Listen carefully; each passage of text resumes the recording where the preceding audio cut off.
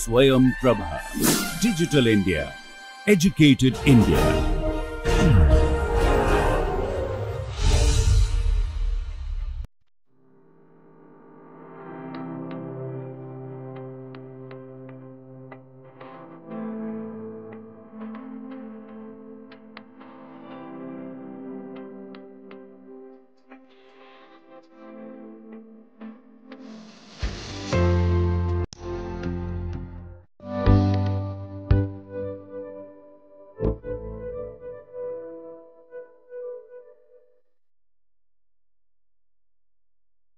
আজকে আমরা যে জিনিসটা নিয়ে আলোচনা করব সেটা হচ্ছে ট্রান্স এফেক্ট। আগের লেকচারটাতে আমরা বেশ কিছু এফেক্ট নিয়ে আলোচনা করেছি, যে সাবস্টিটিউশন রিঅ্যাকশন, এবং সেখানে আমরা ডিসোসিয়েটিভ পাথওয়ে, অ্যাসোসিয়েটিভ পাথওয়ে নিয়ে আলোচনা করেছি। আজকে এই সাবস্টিটিউশন রিঅ্যাকশনেরই আরেকটা ইম্পর্টেন্ট পার্ট, যেটা হচ্ছে ট্রান্স এফেক্ট, সেই বিষয়ে আমরা আমাদের আলোচনাটা শুরু করব। প্রথমে বুঝতে হবে যে ট্রান্স এফেক্ট মানেটা কি।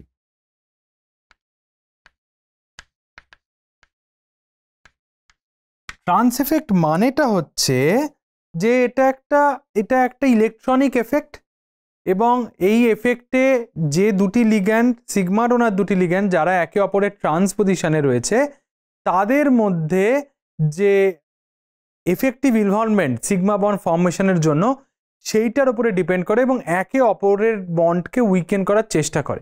তাহলে এটা stereo electronic, it's not stereo, I would say electronic effect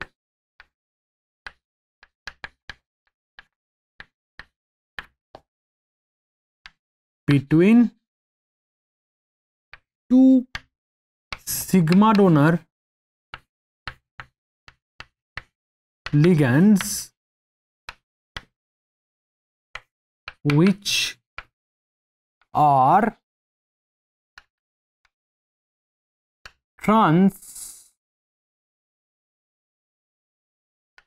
trans to each other in a complex. এবং তার ক্যাচটা কি? ক্যাচটা হচ্ছে stronger sigma donor weakens bond between metal ligand, between metal and weak sigma donor,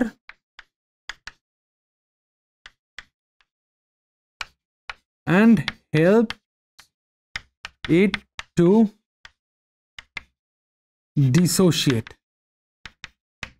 মানে আমরা যদি একটা এক্সাম্পলের রেসপেক্টে দেখি, ধরে নাও তোমার এখানে একটা মেটাল আছে, এবং সেই মেটালের আমরা ধরে নিলাম যে দুটি লিগ্যান্ড, যে দুটির কথা আমরা ভাবছি সেটা হচ্ছে যে, ধরে নাও আমরা দুটি লিগ্যান্ড নিলাম, একটা PET3 আর একটা PET3, আর এইখানটা আমার দুটো লিগ্যান্ড আছে, একটা হচ্ছে আমাদের ক্লোরাইড, আর ট্রান্স টু দিস একটা লিগ্যান্ড আছে।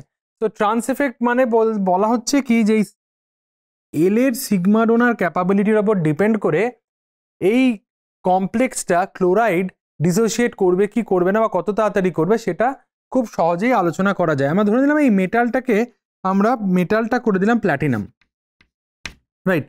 এবার প্ল্যাটিনামটা যদি আমরা করে দিই, এবং এটা আমরা ধরে নিলাম যে এই যে লিগ্যান্ডটা আছে এটা হচ্ছে anionic ligand, anionic 2 electron donor একটা লিগ্যান্ড আমরা নিলাম। এবার তার জন্য এই অক্সিডেশন স্টেট প্ল্যাটিনামের কত? +2, রাইট? অক্সিডেশন স্টেট প্ল্যাটিনামের হচ্ছে আমাদের +2। তাহলে এখানে যদি তুমি দেখো, এই এল এর কোঅর্ডিনেশন বা সিগমা ডোনার ক্যাপাবিলিটির উপর ডিপেন্ড করবে এই ক্লোরাইডটা কত তাড়াতাড়ি ডিসোসিয়েট করবে। তার মানে এই ক্লোরাইডটা যদি ডিসোসিয়েট করে যায়, অক্সিডেশন স্টেটের কি কোনো চেঞ্জ হবে? অবভিয়াসলি অক্সিডেশন স্টেটের কোনো রকমের চেঞ্জ হবে না। ক্লোরাইডটা আমার ডিসোসিয়েট করে গেল, করে আমার যে কমপ্লেক্সটা তৈরি করলো সেটি হলো আমাদের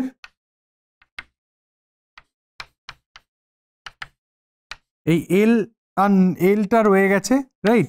এবার এইখানে যদি আমি, এবং এর ওভারঅল একটা চার্জ রয়ে যাবে, ওভারঅল একটা চার্জ আমার রয়ে গেল, কারণ অক্সিডেশন স্টেটের এখানে কোনো রেডক্স রিয়াকশন হচ্ছে না। এবং তারপর আমি যদি যে কোনো একটা লিগ্যান্ড এর সাথে যুক্ত করে দিই, ধরে নাও আমি এখানে একটা পিরিডিন সাবস্টিটিউট করতে চাই, রাইট, পিরিডিন জাতীয় লিগ্যান্ড দিলাম, তাহলে যে কমপ্লেক্সটা আমার ফর্ম হবে সেই কমপ্লেক্সটা আমার হয়ে গেল কিরকম, প্লাটিনাম, সেখানে আমার একটা দুটি ফসফিন লিগ্যান্ড আছে, আর আমার রইল হচ্ছে নতুন একটা লিগ্যান্ড ঢুকলো যেটা হচ্ছে আমাদের পিরিডিন।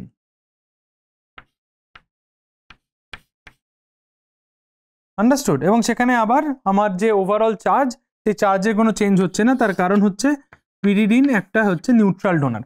তাহলে এই এল এর সিগমা ডোনার ক্যাপাবিলিটি ডিসাইড করবে যে এটা কত তাড়াতাড়ি ভেঙে বেরোতে পারে, রাইট। এবার যদি আমি এদের রিলেটিভ রেট, এই যে স্টেপটা পার্টিকুলার যদি আমার ফার্স্ট স্টেপ দেখি, ফার্স্ট স্টেপের রিলেটিভ রেট যদি আমরা কনসিডার করি, যত স্ট্রং সিগমা ডোনার হবে তত কিন্তু আমাদের রিয়াকশন করার ক্যাপাবিলিটি অনেক বেশি হবে, রাইট। এবার ক্লোরাইড উইক, তো ক্লোরাইড এখানে যদি এল ইকুয়ালস টু ক্লোরাইড হয় তাহলে আমরা দেখবো এর রেট হয়ে যাচ্ছে অলমোস্ট 1। তারপর যদি আমরা এখানে পিএইচ মাইনাস আনি তার রেট অ্যারাউন্ড 100, রাইট। এবং তারপর যদি আমি ধরো CH3 মাইনাস আনি, রেটটা চেঞ্জ হয়ে যায় 10³ ফোল্ডস ক্লোরাইডের রেসপেক্টে। এবং তারপর যদি আমরা হাইড্রাইড আনি যেটা আরও স্ট্রং, এটা কিন্তু 10⁴ পর্যন্ত হয়ে যেতে পারে। তাহলে বোঝা গেল যে এল লিগ্যান্ডের সিগমা ডোনার ক্যাপাবিলিটির ওপর ডিপেন্ড করে ডিসাইড হয় যে লিগ্যান্ড ডিসোসিয়েশন স্টেপটা কত ফাস্টার হবে। এবং সেটা কিন্তু পুরোপুরি আমরা দেখতে পাচ্ছি যে স্ট্রংগার সিগমা ডোনার লিগ্যান্ড কিন্তু উইক সিগমা ডোনার আর মেটালের মধ্যে যে বন্ডটা আছে সেটাকে উইক করে দিয়ে তাকে ডিসোসিয়েট করতে সাহায্য করে। এইটাই হলো ইন জেনারেল যে আমাদের যে ট্রান্স এফেক্ট তার একটা ধারণা। এছাড়াও আরেক ধরনের এফেক্টও আছে, বাট সেটাকে এই এরকম টাইপের সিস্টেমে আরেকটাও হয়, সেটা প্রচন্ড উইক, সেটা হচ্ছে যেটাকে বলা হয় তাকে আমাদের সিস এফেক্ট। প্রথমেই বলে রাখি সিস এফেক্ট ভেরি আনকমন,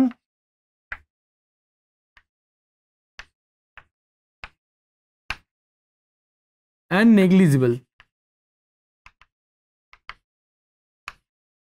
এটা মনে রাখবে। তাও আমি তোমাদের আলোচনার জন্য বলে রাখছি কিরকম হয় ব্যাপারটা।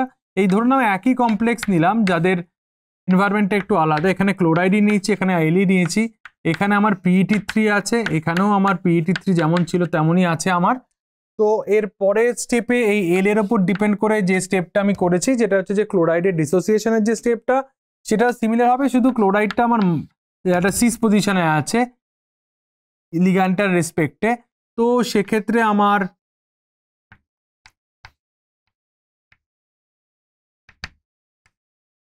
ক্লোরাইড বেরিয়ে গেল, প্লাস হয়ে গেল আমার। আর তারপরের স্টেপে আমাদেরকে ঢুকে যাবে, তারপরের স্টেপে আমরা আগেই দেখেছি আমাদের পিরিডিন জাতীয় লিগ্যান্ড আমরা নিয়েছি, সেটা সহজে সিস পজিশনে, সরি এটা আমাদের হয়ে যাবে এল, সহজে সিস পজিশনে আমাদের পিরিডিনটা ঢুকে যাবে।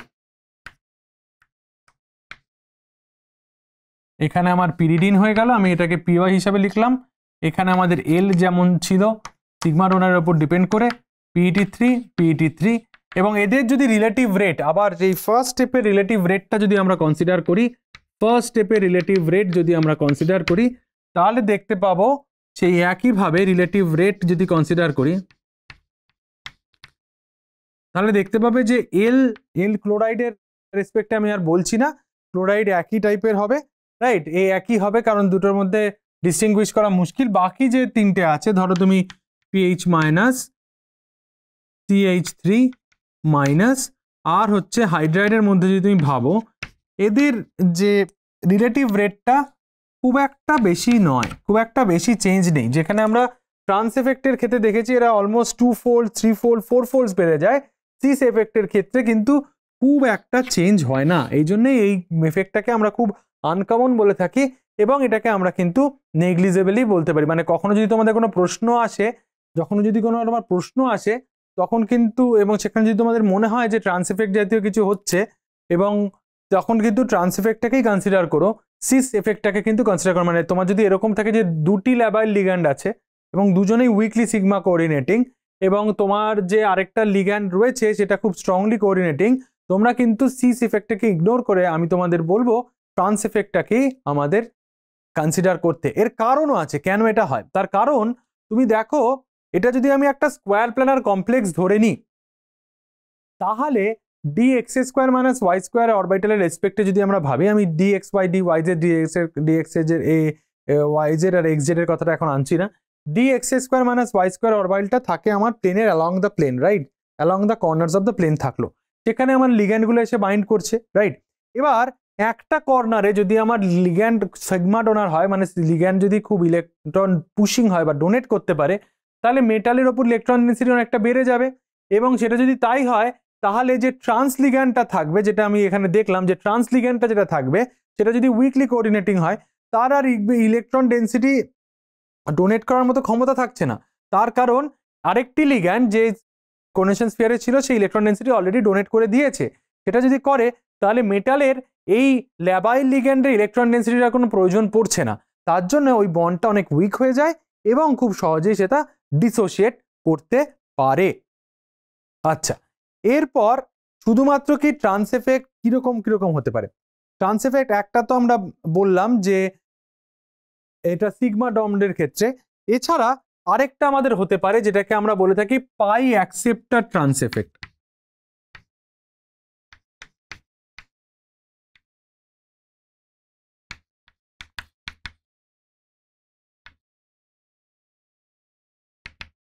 পাই অ্যাকসেপ্টার ট্রান্স এফেক্টটা মানেটা কি, যে এটা কোন কোন ক্ষেত্রে হবে? এটা যেটা যেটা বেশিরভাগ ক্ষেত্রে দেখা যায় যে যদি তোমার মেটালের কোনো পাই অ্যাসিডিক লিগ্যান্ড থাকে, যেমন কার্বন মনোক্সাইড, রাইট, যেমন সায়ানাইড, যেমন নাইট্রাস অক্সাইড জাতীয় লিগ্যান্ড, এই ধরনের যদি লিগ্যান্ড থাকে যারা পাই ডেনসিটি অ্যাকসেপ্ট করতে পারে লো লাইং পাই স্টার অরবিটালে, সেই ধরনের ক্ষেত্রে কিন্তু পাই অ্যাকসেপ্টার ট্রান্স এফেক্ট কিন্তু দেখা যায়। সেটা হচ্ছে যে, এবং তার মেন ক্রাইটেরিয়াটা কি? তার মেন ক্রাইটেরিয়া হচ্ছে ফার্স্ট, যে আমাদের লিগ্যান্ড যেটা হবে, যে লিগ্যান্ডটা হতে হবে পাই accepting,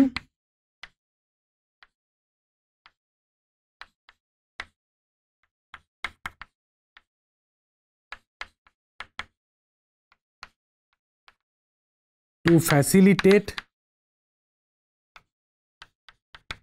p pi d pi back bonding, এটা একটা ক্রাইটেরিয়া। আরেকটা ক্রাইটেরিয়া হচ্ছে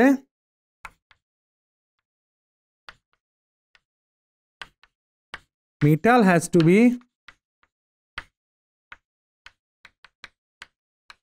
electron rich। তাহলে এই দুটো ক্রাইটেরিয়া যদি আমরা ফিল আপ হয়, তাহলেই আমরা পাই অ্যাকসেপ্টেন্স দেখতে পাবো।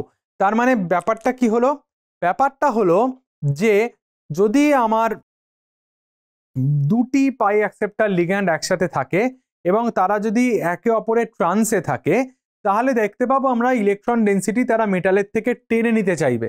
এবং ইলেকট্রন ডেনসিটি যদি তারা মেটালের থেকে টেনে নিতে চায়, তাদের মধ্যে একজন যদি বেটার পাই অ্যাকসেপ্টার হয়, তখন আমরা দেখতে পাবো কি, যে তাদের মধ্যে মেটাল লিগ্যান্ডের যে বন্ডটা একটা সাপেক্ষে আরেকটার কিন্তু অনেক সময় উইক হয়ে যায়, রাইট। তো এখানে বেসিক্যালি আমরা যেটা বলতে চাইছি সেটা হচ্ছে কম্পিটিশন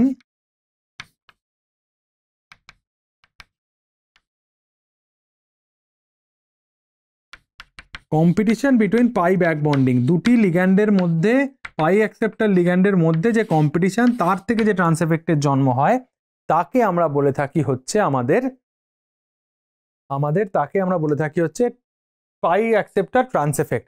এবার ধরে নাও যে পাই ব্যাক বন্ডিং লিগ্যান্ডটা তার মানে যদি উল্টোভাবে ভাবি, যে লিগ্যান্ড পাই ব্যাক বন্ডিং করবে, সে কিন্তু আমরা দেখতে পাবো মেটালের রেসপেক্টে, মেটালের সাথে তার লিগ্যান্ডের যে বন্ডটা সেটা কিন্তু অনেক স্ট্রঙ্গার হতে থাকবে। এর এক্সাম্পল আমরা দেখেছি যখন আমরা মেটাল কার্বনিল সিস্টেম নিয়ে আলোচনা করি, যদি, এবং এই আলোচনা আমরা আগেও করেছি, যে মেটালের রেসপেক্টে যদি মেটালের সাথে যদি সবকটি পাই অ্যাকসেপ্টার লিগ্যান্ড থাকে, তাহলে কার্বনিল যদি তাদের সাথে অ্যাটাচড অবস্থায় থাকে, তাহলে কি সিনারিও হয়, রাইট। তো আমরা ধরে নাও যে MCO6 এই টাইপের যে এক্সাম্পল, সেখানে আমরা আলোচনা করেছিলাম যে মেটালের অরবিটালের রেসপেক্টে যদি তোমরা ভাবো,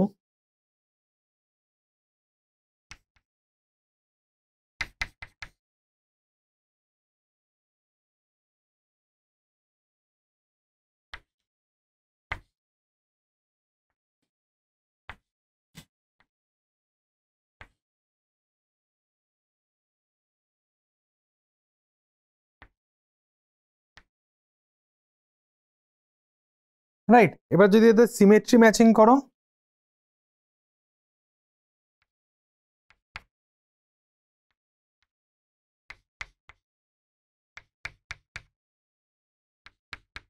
তাহলে তোমরা বুঝতে পারছো যে এই ধরনের সিস্টেমের ক্ষেত্রে যদি মেটালে ধরো তোমার ইলেকট্রন থাকে, ধরো একটা ইলেকট্রন পেয়ার আছে, তাহলে মেটালের থেকে এই যে ব্যাক বন্ডিংটা সেটা এই দিকেও যেতে পারে, আবার এই দিকেও যেতে পারে, যদি তারা অ্যালং দ্য অ্যাক্সিস থাকে। আমরা ধরে নিলাম এই দুটো, ধরে নাও এই যেটা যেহেতু সবকটাই সিও রয়েছে,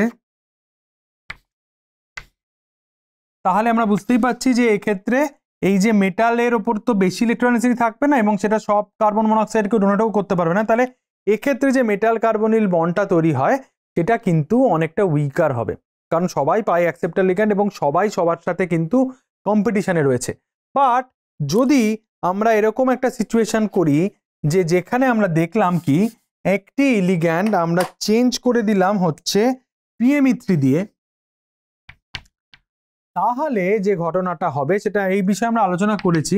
তাহলে এইখানে যে মেটাল কার্বনিলটা আছে, PME3 সিগমা ডোনার হওয়ার জন্য ইলেকট্রন পুশ করবে বেশি, তাহলে এই যে মেটাল কার্বনিলটা আছে, এই মেটাল কার্বনিলটা কিন্তু আমাদের স্ট্রঙ্গার হয়ে যাবে কম্পেয়ার টু বাকি যে চারটে কার্বনিল আছে তাদের রেসপেক্টে, রাইট? তো এই ধরনের কম্পিটিটিভ পাই ব্যাক বন্ডিং এর ট্রান্স এফেক্ট কিন্তু দেখা যায়, এবং মোস্টলি সেটা কিন্তু সিগমা ডোনারের ওপর ডিপেন্ড করে খুব কমনলি ভ্যারি করে। এবার আমরা একটা ছোট্ট এক্সাম্পল দেখে ব্যাপারটাকে আরো বেটার ভাবে ভাবার চেষ্টা করি। ধরে নাও আমরা একটা কমপ্লেক্স নিচ্ছি, যেখানে তোমার দুটি কমপ্লেক্সের মধ্যে আমরা আলোচনাটা করব। ধরে নাও একটি কমপ্লেক্স দুটি মলিবডিনামের কমপ্লেক্স,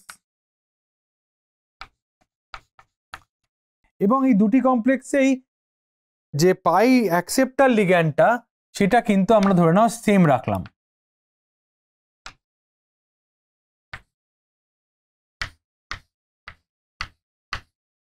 পাই অ্যাকসেপ্টার লিগ্যান্ড আমার দুটি ক্ষেত্রেই কার্বন মনোক্সাইড। আর এইখানে যে লিগ্যান্ডগুলো আছে, যে কার্বন মনোক্সাইড লিগ্যান্ডের মানে অপোজিটে বা ট্রান্সে যে লিগ্যান্ডগুলো আছে, সেই লিগ্যান্ডগুলো আমরা শুধু চেঞ্জ করে দিই। এটাকে করে দিলাম POMe3, POMe3। আর এই পরের এক্সাম্পলটাতে, এই এক্সাম্পলটা আমরা করে দিলাম হচ্ছে পিরিডিন।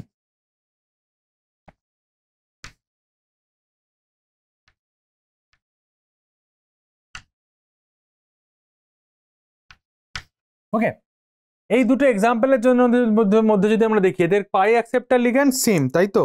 তাহলে কার্বন মনোক্সাইড পাই অ্যাকসেপ্টার লিগ্যান্ড,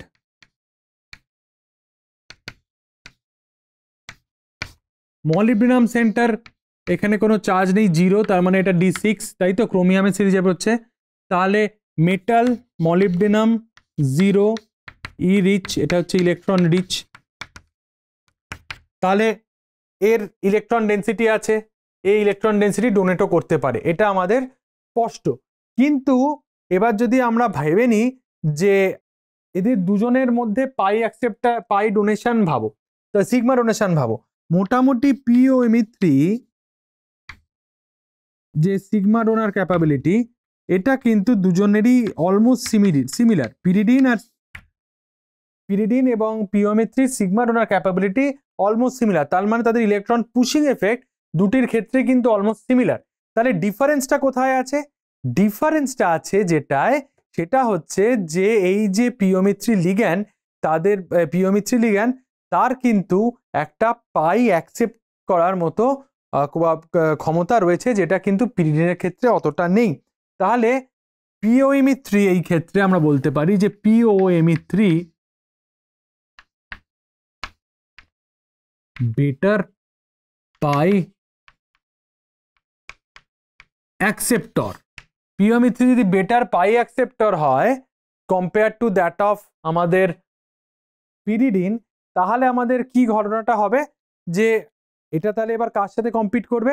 এ কিন্তু কার্বন মনোক্সাইডের সাথে কম্পিট করবে, রাইট? তার মানে আমাদের যেটা আমরা বলতে পারি যে মেটাল কার্বনিলের যে pi back bonding trans to the ligand pi donation properties that can push the energy of the field d orbital.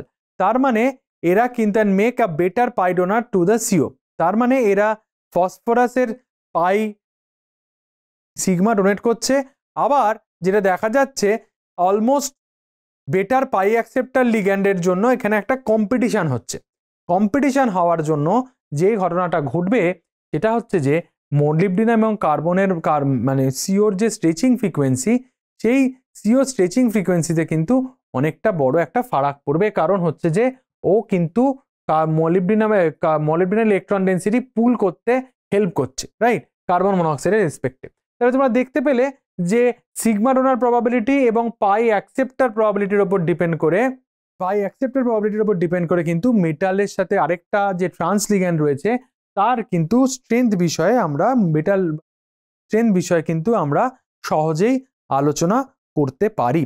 এবার ধরো আরেকটা লিগ্যান্ডের রেসপেক্টে আমরা দেখার চেষ্টা করব, যেটা আমরা দুটি এক্সাম্পলের রেসপেক্টে দেখব। ধরে নাও এক্সাম্পলটা হচ্ছে 3টে রোহোডিয়ামের কমপ্লেক্স আমরা নিলাম।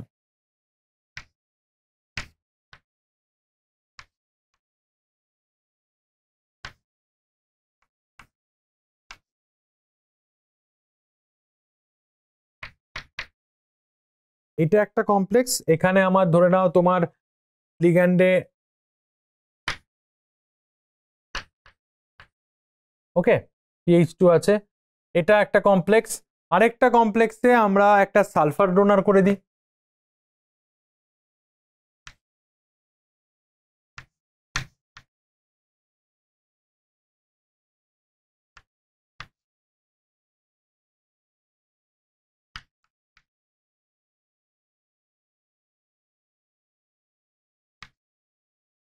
এই টাইপের একটা লিগ্যান্ড আমরা নিচ্ছি যেখানে আমাদের একটা সালফার ডোনার রয়েছে, রাইট?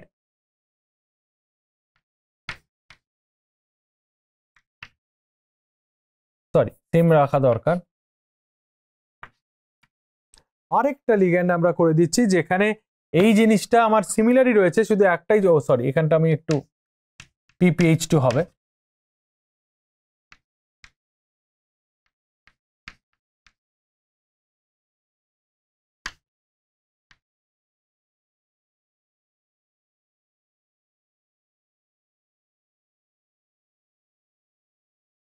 এটা PH2 হবে।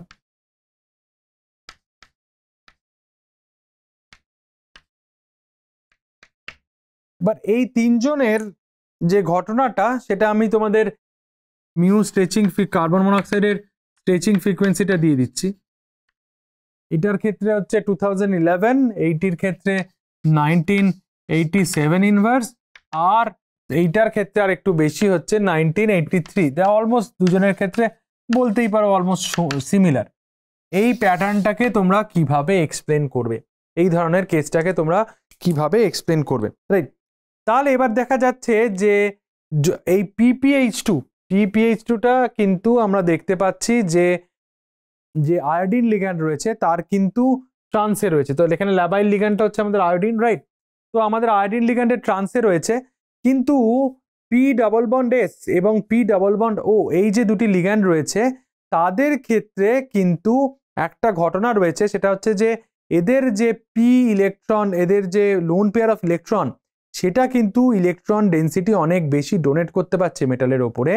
এবং যেটা করছে, সেটা করার জন্য যেটা হবে যে মেটালের যে ডিপাই ইলেকট্রনটা আছে, ডিপাই এনার্জি লেভেল, এমও লেভেলটা অনেকটা উপরে উঠে যাবে, রাইট? এবং সেটা কিন্তু কার্বন মনোক্সাইডের যে পাই স্টার তার অনেক কাছে চলে আসবে। এবং তার জন্য আমরা দেখব যে এখানে স্ট্রেচিং ফ্রিকোয়েন্সি যে ডিক্রিজটা সেটা অনেক বেশি হয়ে যাচ্ছে। তাহলে এখানে কি বলা হচ্ছে যে এই যে ডোনারটা আছে যে তোমার সালফার অর অক্সিজেন, এর সাথে আমরা কার কম্পেয়ার করব, আমরা মেটালের যে ফিল্ড ডিপাই ইলেকট্রন আছে, রাইট? এখানে তো মেটালটা ইলেকট্রন রিচ, রাইট? তো এটাতে যেটা হয়ে যাচ্ছে যে এও ইলেকট্রন নিয়ে আসছে, এও ইলেকট্রন নিয়ে আসছে, কিন্তু এইখানে আমরা এটা দেখতে পাবো যে কম্পেয়ার টু দিস, আমাদের যদি এখানে যদি তোমার ধরো সিওর কার্বন মনোক্সাইডের যে পাই স্টার অরবিটাল রয়েছে, সেখানে তো দুটো পাই স্টার অরবিটাল আছে, তো পাই স্টার অরবিটালে আমরা দেখতে পাবো এনার্জি গ্যাপ মেটালের ফিল্ড ডিপাইয়ের রেসপেক্টে যখন সালফার বা অক্সিজেন জাতীয় কোনো ডোনার থাকবে, সেই ডোনারে আমরা দেখতে পাবো যে এনার্জি গ্যাপটা এই ক্ষেত্রে অনেকটা বেড়ে যাচ্ছে। এটা যদি আমার E1 হয় আর E2, বেসিক্যালি বলতে চাইছি E2 is greater than that of E1, right? তার জন্য যেটা হচ্ছে যে ইলেকট্রন ডেন্সিটিটা এই সালফার বা অক্সিজেন কোঅর্ডিনেটিং লিগ্যান্ড থাকার জন্য এই মেটালটার উপরে ইলেকট্রন ডেন্সিটিটা অনেকটা বেড়ে যাচ্ছে, রাইট? এবং তার জন্য আমরা দেখব যে মিউ স্ট্রেচিং ফ্রিকোয়েন্সি, কার্বন মনোক্সাইডের যে স্ট্রেচিং ফ্রিকোয়েন্সি, সেটা কিন্তু ড্রাস্টিক্যালি চেঞ্জ হচ্ছে, অলমোস্ট অ্যারাউন্ড 130 সেন্টিমিটার ইনভার্স কমে যাচ্ছে এই এক্সাম্পল থেকে এই দুটো এক্সাম্পলে। তাহলে বোঝাই গেল যে সিগমা ডোনার যে ক্যাপাবিলিটিটা রয়েছে সেটা কিভাবে মেটালের অরবিটাল ডায়াগ্রামকে বা এনার্জি ডায়াগ্রামকে কিভাবে প্রভাবিত করতে পারে, এবং সেটা কিন্তু বন্ড মেকিং বা বন্ড মেকিংয়ে প্রচণ্ডভাবে সাহায্য করে থাকতে পারে। এবার একটা ছোট্ট এক্সাম্পল দেখাবো তোমাদের, যে যেটা ধরে নাও ক্রোমিয়াম হেক্সাকার্বনিল। আমরা এই বিষয়ে ক্রোমিয়াম হেক্সাকার্বনিলের সিনথেসিস এবং এর যে কিছু কিছু প্রপার্টি, সেই বিষয়ে কিন্তু আমরা অনেক আলোচনা করেছি আগে। এখানে যদি আমরা 20 রুম টেম্পারেচারে করি, তাহলে দেখবো যে PME3 লিগ্যান্ড দিলে রুম টেম্পারেচারে একটা কার্বন মনোক্সাইডকে আমরা খুব সহজেই রিপ্লেস করতে পারি, রাইট? করে আমরা যেটা পাবো সেটা হলো তোমাদের ধরে নাও একটি PME3 রিপ্লেস করলো একটি কার্বন মনোক্সাইডকে, বাকি কার্বন মনোক্সাইড লিগ্যান্ডগুলো সিমিলার রইল। এরপর যেটা হয়, এরপর যদি তুমি একটু টেম্পারেচারটা বাড়াও, অ্যারাউন্ড 80 ডিগ্রি সেন্টিগ্রেড করো, তখন আমরা দেখতে পাবো আরেকটি আমার PME3 লিগ্যান্ড কিন্তু রিপ্লেস করে দেবে আরেকটি কার্বন মনোক্সাইডকে, রাইট? এবং সেটা কিন্তু একই মানে PME3 ট্রান্সে কিন্তু হবে না, সেটা হয়ে যাবে একটি CO ট্রান্সে, রাইট? এরপর যদি পরের স্টেপে যাও, পরের স্টেপে তোমায় আরও টেম্পারেচার বাড়াতে হবে 110 ডিগ্রি করলে তুমি দেখতে পাবে যে ক্রোমিয়ামের রেসপেক্টে যে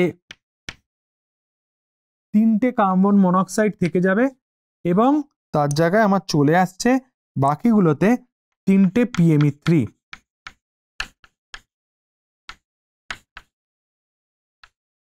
এখন এইটাও কিন্তু ট্রান্স এফেক্টেরই গল্প, কারণ এই হেক্সাকার্বনিল ক্রোমিয়াম যে D0 কনফিগারেশনে রয়েছে এবং সেটা 18 ইলেকট্রন জাস্টিফাই করে। এখানে যখন ফার্স্ট রিপ্লেসমেন্টটা হচ্ছে, যেহেতু এই কার্বন পাই ব্যাক বন্ডিং ট্রান্স পাই ব্যাক বন্ডিং রয়েছে ইট ইজ প্লাস এটা কম্পিটিটিভ পাই ব্যাক বন্ডিং রয়েছে, যার জন্য এরা কার্বন মনোক্সাইডের যে বন্ডগুলো ক্রোমিয়ামের সাথে সেটা উইকার, তার জন্য রুম টেম্পারেচারে 25 ডিগ্রিতে এটা সহজে রিপ্লেস করা যায়। এরপর দেখো যেটা হচ্ছে PME3 is a good sigma donor. আমরা যেটা জানি PME3 গুড সিগমা ডোনার হওয়ার জন্য এখান থেকে কিন্তু ইলেকট্রনটাকে পুশ করছে, লোন পেয়ার অফ ইলেকট্রন যেটা রয়েছে PME3 ওপরে, সেটা কিন্তু পুশ করছে ক্রোমিয়ামে। তার মানে এই কেসটাতে ক্রোমিয়ামের ওপর ইলেকট্রন ডেন্সিটি যেটা আছে আমাদের, ইলেকট্রন ডেন্সিটি কিন্তু বাড়ার জন্য আমরা দেখতে পাবো এই ক্রোমিয়াম কার্বনিল বন্ডটা কিন্তু কম্পারেটিভলি স্ট্রঙ্গার হচ্ছে এই ফার্স্ট এক্সাম্পলের রেসপেক্টে, স্টার্টিং মেটেরিয়ালের রেসপেক্টে। তার জন্যই যদি আমাকে এই কার্বন মনোক্সাইডটাকে বার করতে হয়, I have to provide a little bit of extra energy, যার জন্যই আমরা দেখতে পাচ্ছি এখানে টেম্পারেচারের রাইজটা কিন্তু ঘটছে। এইভাবেই আবার যখন সেকেন্ড PME3 রিপ্লেস হয়ে গেল, ক্রোমিয়ামের ওপর ইলেকট্রন ডেন্সিটি কিন্তু এইটা ধরো তোমার ফার্স্ট কেস, সেকেন্ড কেস আর এই থার্ড কেসে কিন্তু ক্রোমিয়ামের ওপর ইলেকট্রন ডেন্সিটি অনেকটা বেড়ে গেছে। তার মানে আমরা যদি ইলেকট্রন ডেন্সিটির যে প্যারামিটারের রেসপেক্টে ভাবি, যদি আমরা ই ডেন্সিটি অন সিআর এর রেসপেক্টে ভাবি, তাহলে দেখতে পাবো যে আমাদের থার্ড কেসে electron density is more compare to first, second and compare to third. তার মানে এর উপর যেহেতু ইলেকট্রন ডেন্সিটি বেড়ে গেছে, তার মানে এখানে ইলেকট্রন ডেন্সিটি বেড়ে যাওয়া মানেটা কি? ইলেকট্রন ডেন্সিটি বেড়ে যাওয়া মানে পাই ব্যাক বন্ডিং স্ট্রঙ্গার,